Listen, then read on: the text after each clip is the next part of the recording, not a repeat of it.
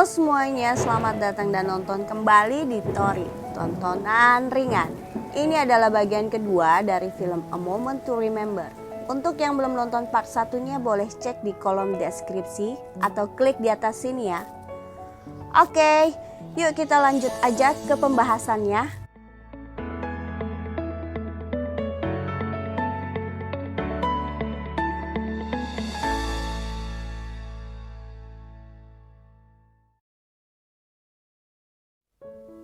Kemudian, Chulso bertanya tentang hasil pemeriksaan dokter.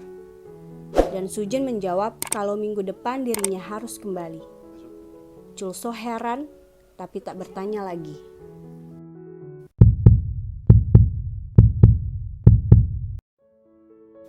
Sujin kembali ke dokter, dan dia penasaran karena dokter seolah berat untuk mengatakan yang sebenarnya.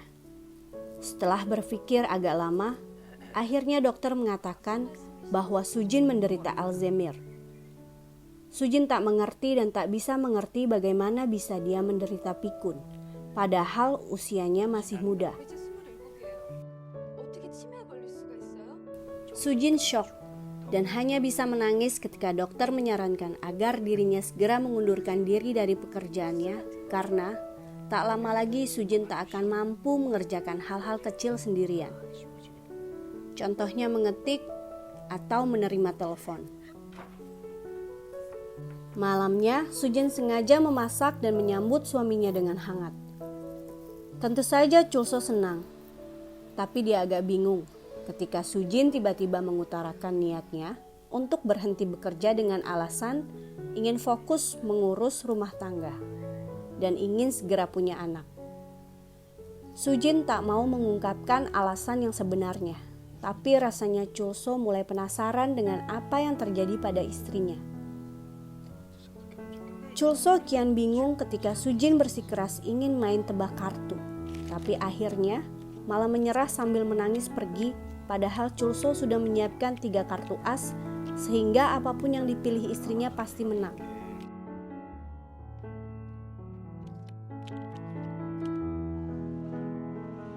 Sujin resmi berhenti bekerja. Dan suatu pagi, dia sengaja pergi ke pasar untuk memasak bekal yang istimewa untuk Chulso. Chulso tentu saja sangat senang mendapat bekal makan dari istrinya.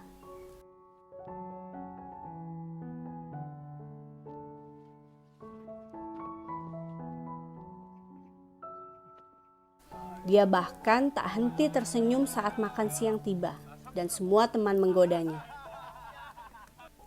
Tapi senyum Chulso langsung hilang saat mengetahui bahwa kedua kotak makanannya berisi nasi semua. Tak ada sayur atau lauknya. Sementara itu, Sujin merasa jenuh di rumah sendirian. Tanpa melakukan apapun, Sujin tiduran dan terbangun saat mendengar suara telepon. Yongmin telepon dan minta penjelasan mengapa Sujin tiba-tiba berhenti bekerja. Di tengah jalan, tiba-tiba Sujin menjadi pusing melihat banyaknya orang yang lalu lalang. Sujin mengambil ponsel dari dalam tasnya, tapi dia seolah tak tahu bagaimana cara menggunakannya. Sujin tak kuat menahan diri dan akhirnya duduk meringkuk sambil menahan tangis. Entah bagaimana Chulso bisa sampai ke dokter yang memeriksa Sujin. Mungkin Chulso tak bisa lagi menahan rasa penasaran dan bingung melihat gelagat istrinya yang aneh. Chulso menduga dokter salah orang, tapi dokter bersikeras bahwa dirinya tak salah. Chulso tak bisa menahan amarahnya karena dokter mengatakan semuanya pada Sujin. Chulso menganggap bahwa kejujuran itu sangat menyakiti hati istrinya. Dokter beralasan bahwa Sujin harus mempersiapkan dirinya sendiri menghadapi kemungkinan yang terburuk. Seorang polisi datang dan membantu Sujin. Sujin seperti orang yang ketakutan, memegang lengan baju polisi itu dengan erat. Polisi itu jadi serba salah karena Sujin menolak diajak ke dokter, tapi tak tahu kemana tujuannya. Yongmin yang muncul dari arah yang berlawanan menjadi heran melihat kondisi Sujin. Dan dia minta penjelasan pada polisi itu.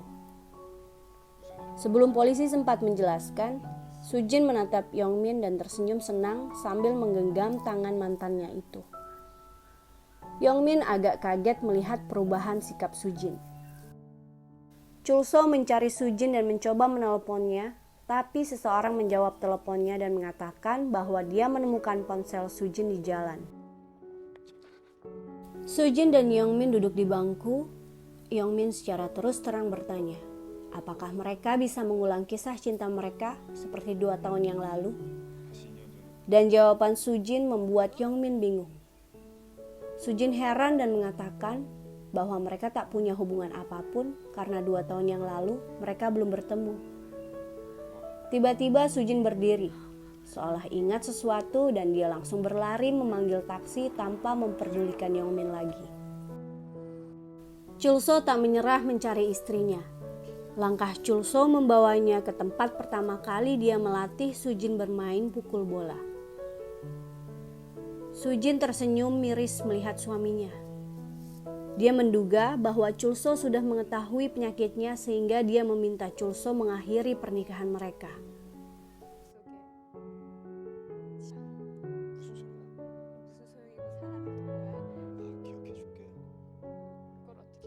Chulso tak kuasa menahan air mata, dan mereka menangis bersama untuk saling menguatkan satu sama lain. Chulso tidak ingin meninggalkan Sujin, dan dia berjanji akan menjadi ingatan bagi wanita yang sangat dicintainya.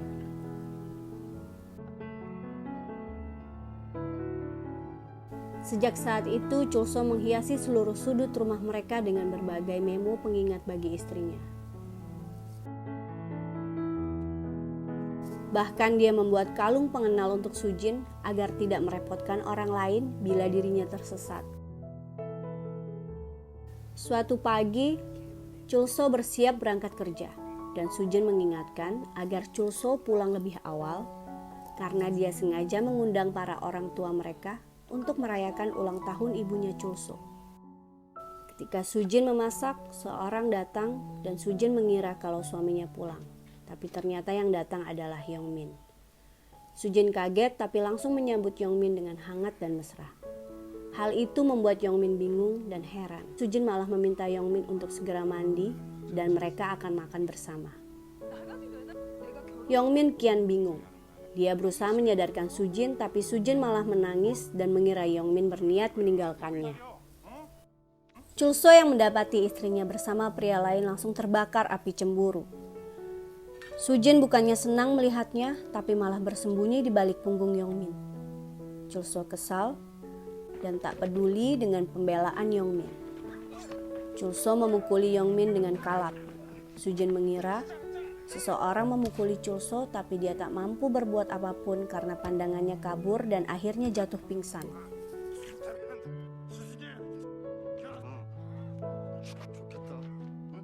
Chulso baru menghentikan pukulannya ketika melihat kedatangan ibu, ayah angkat dan mertuanya.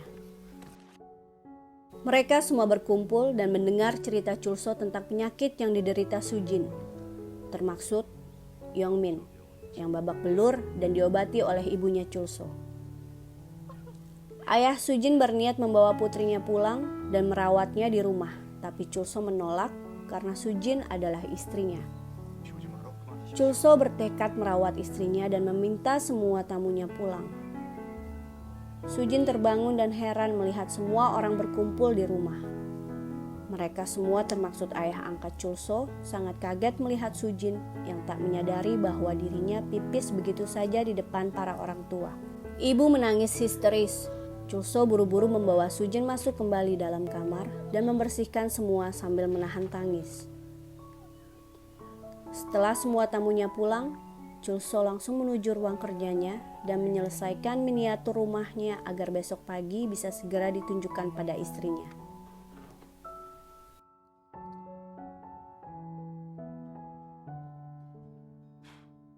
Paginya, Sujin terbangun dan melihat suaminya yang sedang memandanginya. Chulso menunjukkan hasil kerjanya dan meminta Sujin untuk mengoreksinya.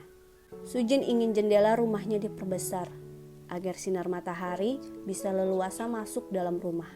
Chulso berjanji akan menuruti permintaan Sujin sambil bersiap berangkat kerja. Sujin bangkit dan mengatakan bahwa dia mencintai Yongmin. Hati Chulso tercekat dan dengan senyum yang dipaksakan dan balas menjawab bahwa dirinya juga mencintai Sujin. Setelah keluar rumah, Chulso tak kuasa membendung air matanya.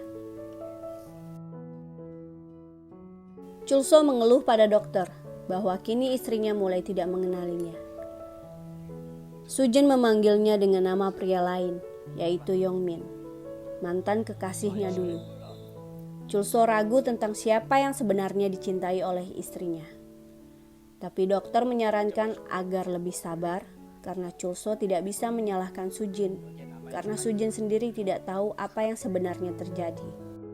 Di tempat kerjanya, Chulso yang mengutarakan niatnya untuk mengubah ukuran jendelanya mendapat penolakan dari rekan kerjanya. Karena hal itu akan membuang waktu dan tak mungkin dilakukan, karena sama artinya dengan mengubah semuanya. Chulso seolah seperti orang linglung dan pergi begitu saja, padahal biasanya Chulso selalu keras kepala dalam mempertahankan pendapatnya. Setelah Chulso berangkat kerja, Sujin berjalan mengitari seisi rumah seolah baru pertama kali masuk rumah itu. Dia membaca memo dan melihat semua foto yang bertebaran di setiap dinding rumah. Seketika, Sujin mengingat semuanya dan dia merasa malu telah memanggil Chulso dengan nama pria lain. Sujin memutuskan untuk pergi setelah menulis surat perpisahan. Dan Chulso langsung lemas mendapati istrinya telah pergi. Hatinya kian hancur setelah membaca surat terakhir dari Sujin. Chulso menangis sambil memeluk surat istrinya. Dalam suratnya, Sujin meminta Chulso menemui ayahnya. Ternyata Sujin meminta ayahnya untuk membuatkan surat cerai untuk Chulso karena Sujin tak ingin membebani dan menyakiti hati suaminya.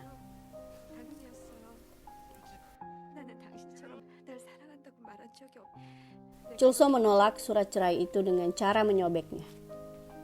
Chulso bersikeras bahwa dirinya tidak akan menceraikan Sujin karena dia mencintai istrinya apapun keadaannya. Ayah mencoba membujuk menantunya tapi akhirnya menyerah melihat kesungguhan hati Chulso untuk putrinya. Sejak itu Chulso ikut-ikutan linglung. Dia tidak semangat melakukan apapun di tempat kerja. Chulso hanya bisa melamun sambil menggenggam erat surat terakhir Sujin. Saat di rumah, Chulso kian galau karena merindukan istrinya. Chulso tak berniat membersihkan rumah karena dia tak ingin menghapus jejak Sujin. Chulso berusaha mencari jejak Sujin bahkan hingga ke stasiun dan bertemu dengan pria yang meminta korek api untuk menyalakan rokoknya. Pria itu agak kesal karena dia minta korek api, tapi Chulso malah menyodorkan surat istrinya dan mengatakan sesuatu tentang kenangan yang hilang. Aku semula agak bingung dengan adegan ini karena di awal juga muncul. Tapi semula pria kumuh itu minta korek api pada Chulso, tapi kemudian berubah menjadi Sujin. Aku menyimpulkan bahwa sebelumnya pria kumuh itu bertemu dengan Sujin yang galau karena Yongmin tak muncul di stasiun. Kemudian Sujin pergi dan akhirnya bertemu lalu menikah dengan Chulso. Beberapa waktu kemudian, ganti Chulso yang bertemu dengan pria kumuh itu saat dia mencari jejak Sujin.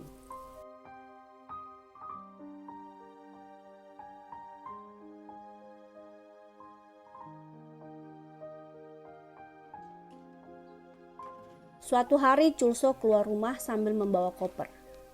Sebelum pergi, dia memeriksa kotak surat dan Chulso kaget setengah mati karena mendapat surat dari Sujin.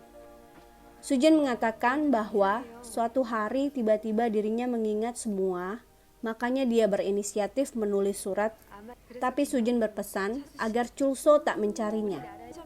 Setelah membaca surat itu, Chulso seolah mendapat kekuatan dan ide baru, di mana dirinya harus mencari Sujin. Chulso mencoba mencari Sujin di beberapa rumah sakit, tapi tak ada jejak keberadaan istrinya. Chulso tak menyerah hingga akhirnya dirinya berhenti di rumah sakit terakhir yang ada di kota Gangneung sesuai capos yang tertera di suratnya. Dalam mobil, Chulso sengaja menggunakan aroma yang disukai Sujin sebelum bertemu dengannya. Seorang suster mengantar Chulso menemui Sujin di kamarnya. Suster menjelaskan keadaan dan menunjukkan isi kamar Sujin pada Chulso. Chulso mendengarkan sambil berharap cemas dan ingin segera melihat istrinya. Chulso melihat istrinya sedang duduk di balkon sambil menggambar. Ketika suster mengatakan bahwa dirinya ada tamu, Sujin berdiri dan menjatuhkan buku gambarnya. Chulso mengambil buku itu dan melihat isinya. Hatinya berbunga karena Sujin tak pernah melupakannya karena buku itu penuh dengan sketsa wajahnya. Senyum Chulso seketika hilang saat dia mengembalikan buku itu, dan Sujin langsung mengucapkan terima kasih dengan nada hormat seperti pada orang yang baru dikenalnya. Sujin heran melihat wajah Chulso yang kecewa dan bertanya, apakah mereka pernah bertemu sebelumnya? Chulso menguatkan hati dan mengatakan salam perkenalan padanya. Chulso ikut makan siang bersama Sujin, tapi dia tidak ikut makan, hanya menatap istrinya yang makan dengan dibantu susternya. Tiba-tiba Sujin seolah pernah mencium aroma Chulso. Chulso berharap agar istrinya bisa mengingat dirinya. Tapi harapan Chulso kembali harus pupus karena ternyata Sujin tak bisa mengingatnya. Tak terasa Chulso menangis. Dia menjadi malu saat Sujin bertanya apa yang terjadi padanya. Chulso buru-buru menggunakan kacamata hitam untuk menutupi air matanya. Chulso bertanya pada suster, apakah Sujin boleh keluar untuk jalan-jalan? Dan suster mengizinkan. Sujin berjalan bersama suster.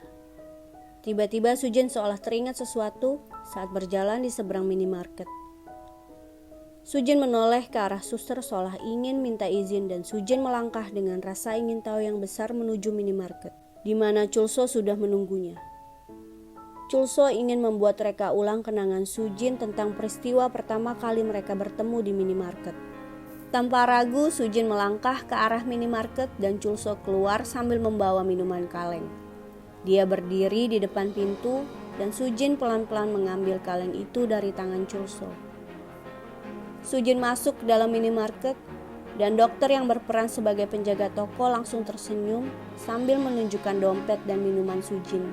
Sujin mengedarkan pandangan.